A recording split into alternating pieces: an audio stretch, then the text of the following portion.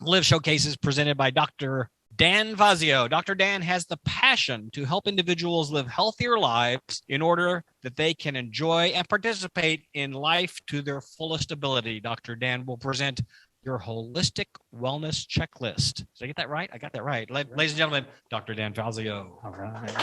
Thank you so much. Well, I'm excited to share here. This is near and dear to my heart as a holistic wellness specialist. I'm a chiropractor with specialty training in acupuncture and nutrition, and we'll be talking today about your holistic wellness checklist. Let's see if we have. You should be just hit the button. Just one button hit. Hey, there I am. If only everything was so easy. So we're going to be talking today about flipping some switches. I've been called a button pusher in my life, but today we're not going to be pushing buttons. We're going to be flipping switches. The first switch is where it all began, where it all begins. Thoughts drive our action. And this is an important bit of the message. As I'm talking today about flipping switches, the first is us making a cognizant decision to live a more holistically well life. The second component is about flipping the switches that are in our genetic code. And we're going to drive a little bit deeper into this and the concept of epigenetics. By a raise of hands, who has heard the term epigenetic? It's being discussed more these days. Interestingly enough, the epigenetic drivers that we'll be talking about today are about lifestyle choices and the influences that those lifestyle choices have on our wellness. Epigenetics goes beyond that, and I'll give a little bit of a context for that. So, which switches will you flip on? The first component of this is the mindset. Neurons that fire together wire together. That statement is attributed to Dr. Donald Hebb. He's a Canadian neuropsychologist. And the concept that he helped bring to the forefront was that what goes on for us psychologically does have a neurologic driver to it. And so he was the first to really connect those two things. And now in modern psychology, that's just understood. But at the time when he made this statement, 1949, he was pushing the envelope and he opened a whole new field of understanding. Now with neuroscience, we hear this concept and derivatives of this concept talked about all the time. Neurons that fire together wire together.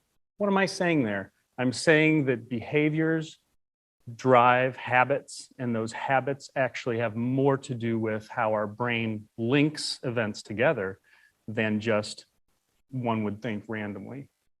The second component of which switches will you flip on is labeled as B there, triggers for genetic expression. Now, when we start talking genetics, I can get folks to glaze over. This genetics you can go very deep in. Today, we're going to do an overview. The basic concept is broken down in these two different areas. Genetics is the study of heredity and the variation of inherited characteristics. In other words, what we're given. The second component, epigenetics, literally means to sit atop the genetic code and influence that. It's the study of changes in organisms caused by the modification of gene expression rather than alteration of the genetic code itself. In other words, every cell in your body has the exact same DNA code, exactly the same. The way those cells are switched when they're in a nascent state or a newborn state, very early in your development, the way those cells are switched and they do something, and in biology we call it differentiation. They differentiate out of a base structure into a specialized cell, heart cell, bone, brain, kidney, liver. That is an epigenetic driver that makes that happen. Now that, thankfully, doesn't have to happen from a cognizant standpoint. That switches on automatically. The type of epigenetics we're going to discuss are the drivers I was speaking of earlier, the environmental factors, the lifestyle choices. So our behaviors and lifestyle choices determine which switches will be turned on. This is epigenetics in action. Now, I've broken down two different categories because when we start talking about lifestyle choices, we know that mindset is everything. So on our left side, we've got an empowered mindset, one of optimum health. On the right side, we have a resigned mindset at the mercy of health conditions. Now, this is important because we've all learned of the importance of Genetics. When we fill out a health history, including the one I use in my practice, I like to know a lot about an individual's health history, but also that of their parents, their siblings, their grandparents, extended family. There's reason for this because that genetic code, again, is a roadmap, but how it's activated, we have direct control over. So that empowered space on the left-hand side is about evaluating lifestyle choices, brainstorming areas in need of improvement, because every one of us have a different code, different areas that might need to be attended to. Get assistance to patch up these weaknesses. This is not a go it alone type plan. Go see a professional for this, and then enact that plan. As opposed to a resigned mindset around this, lifestyle habits are kind of on autopilot. I put there often impulse driven. Genetics determine the outcome. That's the mindset. If we have the mindset that our genetics determine the outcome, then we'll just be resigned to that as what's been decided for us. And in that case, we manage dis-ease or lack of ease in the body until it drives to developing disease. And let's talk a little more about that. In holistic wellness, we've long seen the term disease broken down into two sections, like I have it written on the left side.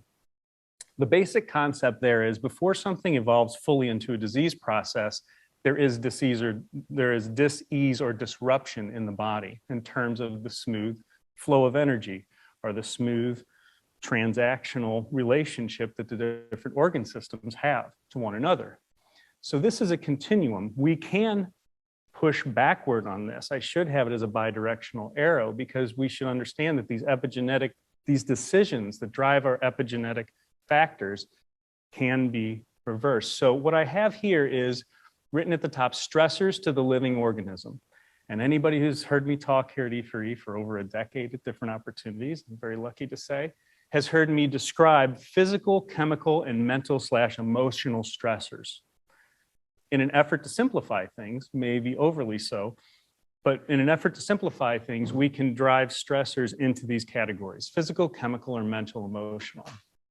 If the body is in dis-ease and these stressors or a combination of these stressors cause us to push all the way to a disease state, then we're in a management process of the disease rather than having that empowered space to work from. So this is from the CDC. You can find this right on their website, and it's hard to read, but if you look back on the file later on, you'll see I've got the web code at the bottom for it.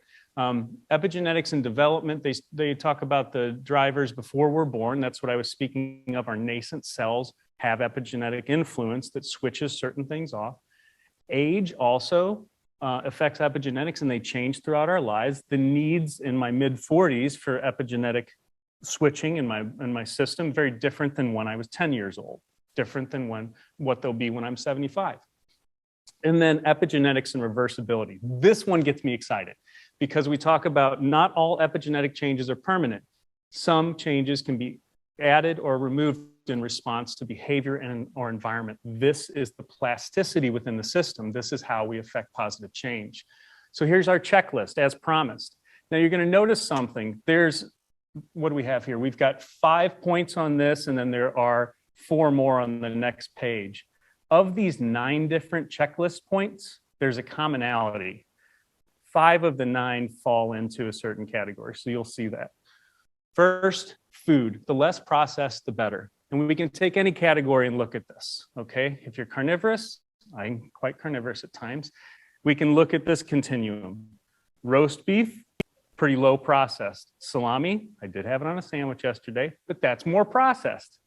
If it will spoil in a given amount of time sooner than something else, the thing that has quicker spoilage means there's active enzymes in there. It's less preserved and it's less processed. We talk about colorful fruits and vegetables. There's a reason for this. In nature, those colors signify there's polyphenol and antioxidant loads in those vegetables that are health-giving. They're very wonderful for us. And that high antioxidant, when you hear high antioxidant, think cancer fighting. Cut out refined carbohydrates. So these are our breads, our pastas, and our rice. And yes, my Sicilian heritage shudders when I say that about pasta. All things in moderation, 80-20 rule. So enjoy yourself in that 20% and act right 80% of the time. Slash your sugar intake. The human body can thrive in the absence of sugar. We need carbohydrates for function, but sugar, we do not. So it's a treat. Treat it as such. And get an oil change. Increase healthy fats. Thank you, Mark. Yeah, correct. We're thinking olive oil, okay, coconut oil, because it's very stable, doesn't oxidize easily, and oils from wild-caught seafood and or grass pasture-raised meat animals. Clean protein intake is imperative, and that touches on that last thing I was speaking of. The reason why you hear grass-fed meat being pushed as a healthier alternative to conventionally raised or grain-fed meat is the animal bioaccumulates oils in its body relative to what it's consuming. If that animal consumes corn as its standard part of its diet, it will manifest a higher percentage of omega-6 oils, which are pro-inflammatory. Omega-3 oils, which we take in as fish oil if we supplement it, are in higher concentrations in wild-caught salmon. You find omega-3 oils in grass-fed beef, pasture-raised lamb. And when we look at the reason for that, it has to do with the chlorophyll compound of what's being consumed. If the animal is eating something rich in chlorophyll, that green structure that has to do with photosynthesis and interaction of a green leafy entity, I say things funny sometimes, a vegetative state, then they're going to accumulate that omega-3 oil. Omega-3, 6, and 9 are all essential, meaning we have to consume them. We can't make them on our own. But a grain-heavy diet gives us a drastic proliferation in omega-6 oils. And when there's an imbalance between omega-3 and 6, that's where a pro-inflammatory state can set up. So that's the importance of that oil change. Manage stress and make changes to decrease it. We've done multiple presentations on this. Look back in the e4e library, but stress is a contributing factor in almost every disease process. And again, we can talk about physical, chemical, or mental, emotional there. And then the last two components, get exercise on a daily basis. The importance is that we're moving. It is crucially important. It keeps the lymphatic channels moving in our body. It assists with our cardiovascular health. It benefits everything, not the least of which is our mental state also. And then at the end, get high quality sleep. This is where our body goes into a restorative phase. Two branches of the nervous system. Sympathetic is our fight or flight or more activating. Parasympathetic is the relaxation response. We are in extreme parasympathetic dominance when we have high quality sleep happening. Think rest, digest, and rejuvenate. I would also call on an expert that goes beyond the scope of the presentation today. And the reason for that is that's highly personalized. Although when we break it down, we find out that folks do fit in categories.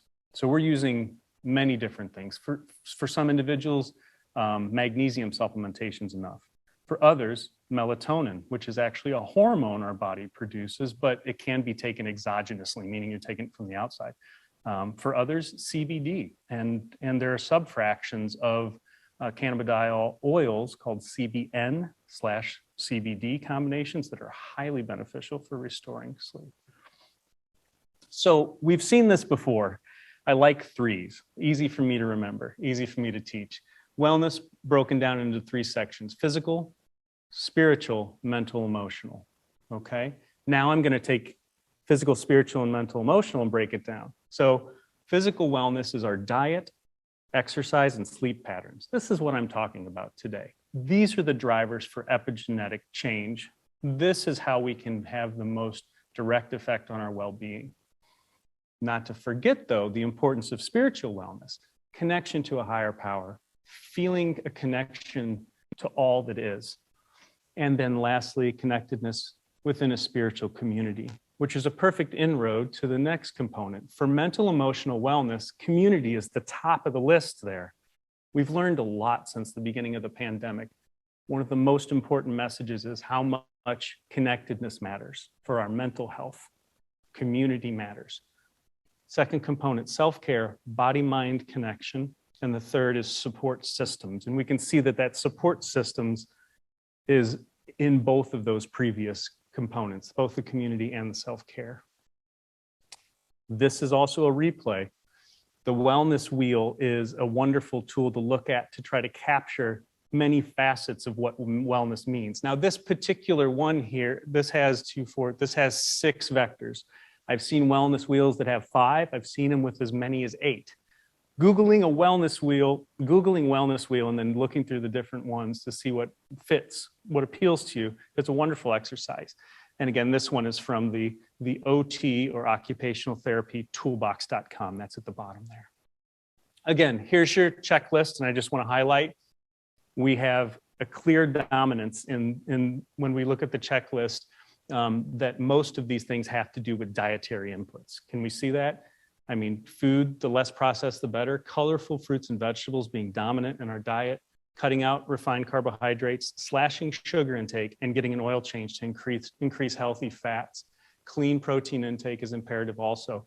All of that was dietary. Oh yeah, and then we have manage stress, get exercise, which supports managing stress, and get high quality sleep. So we can see when we're talking about driving epigenetic factors that push us towards health, wellness, and away from disease, it has a lot to do with what we put in our body.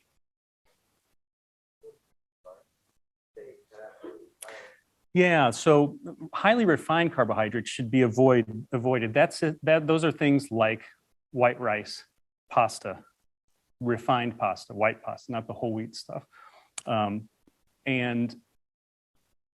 I said rice, pasta, and breads. So think of, if you are consuming carbohydrates in the form of wheat-based products or grains, the more whole that entity is, the more fiber that's contained in there, the better.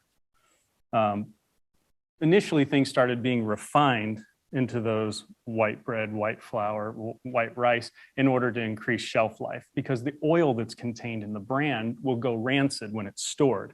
So it was just for commercial purposes that first began, and then it proliferated through and has become a norm for us in modern society.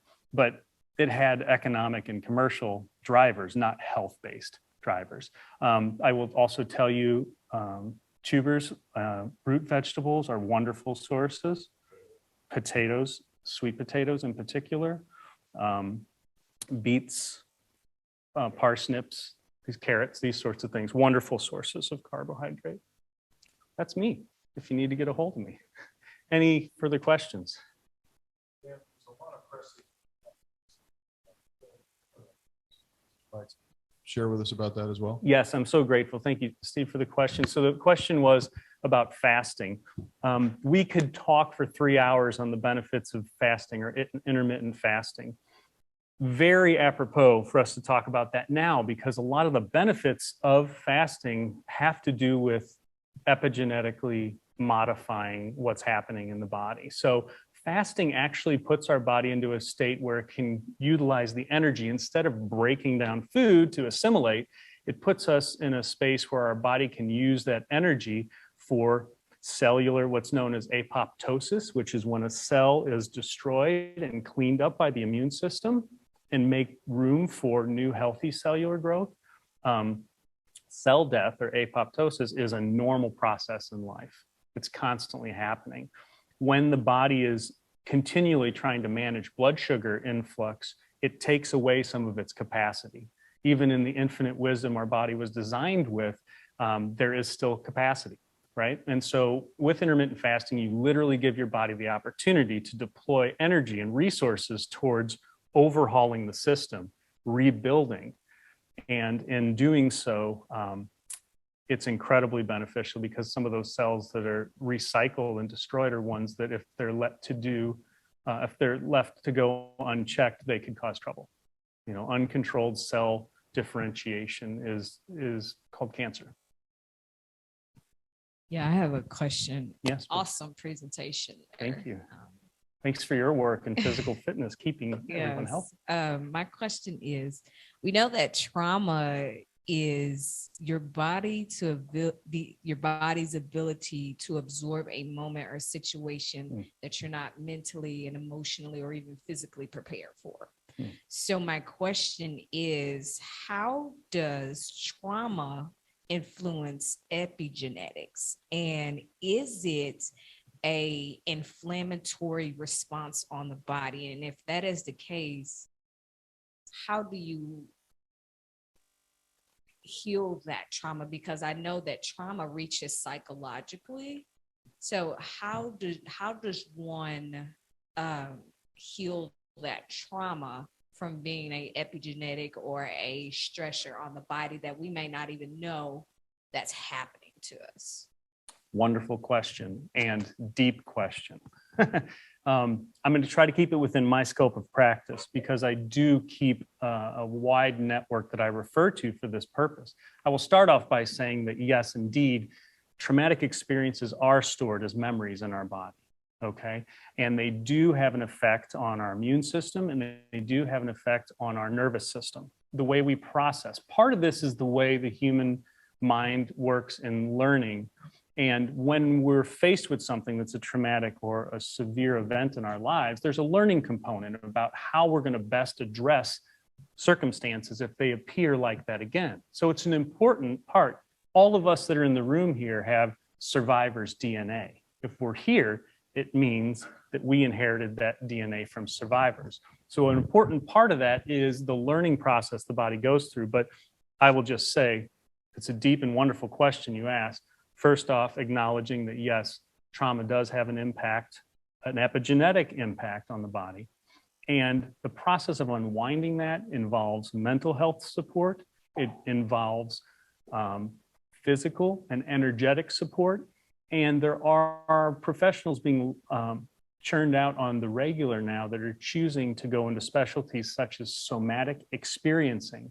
These will be individuals who are therapists, mental health professionals, but they understand that trauma gets locked in the body. And in order to help the individual, the patient in that case, they need to address that somatic, soma being the body, that somatic experience and rid the body of those traumas. My partner does that work, actually. Yeah, along those lines, Dan, is some of that a result of the fact of how we judge the event? In other words, if we had judged the traumatic event as being bad, then we're perpetuating that kind of mindset. Whereas if we accept it as just something that happened, and what did we learn from that process? Yes. And how are we going to move forward with what we've learned? Doesn't that lessen the impact of the trauma? Indeed, it does. There are traumatic events that are objectively horrendous. Think of the Holocaust, for instance, right? But then there are life experiences that we all have. And I might experience something as extremely stressful that you would take in stride, okay? And that has to do with my mindset with respect to whatever I'm encountering. So that matters tremendously. In fact, that's the point of influence, that if we ask for help, look for help, and work with individuals on, maybe we'll find somebody who writes books on confidence, for instance, like Dale Pertwang. If someone's confident and they encounter a circumstance, they might be able to launch right through that, and it would bring stress to somebody who doesn't have that confidence status in that area. So great question. Yes, perspective matters tremendously. Yeah. Anything else? And I'm just about out of time. That goes into how you learn information, right? You know, how you communicate that information inwardly to yourself. So, but acupuncture is amazing. Putting that out there. Thank you for that. And I love the tie-in. Absolutely. And back to Dale's question, it could be extremely stressful for somebody to be presented with information outside their learning style. I mean, that's an example. Obviously, there's a spectrum of what stressful events are, and that falls on one end of it. But nonetheless, repeated exposures there. And we know that kids have different learning styles, and we also are experiencing So many kids that are showing up on the spectrum, autism spectrum, in varying positions. And we'd be here all day if we talked about some of the drivers for that, but we know that it is a fact that those numbers are increasing, and learning styles matter tremendously there also. Thank you so much for your attention. Wonderful questions. I appreciate it.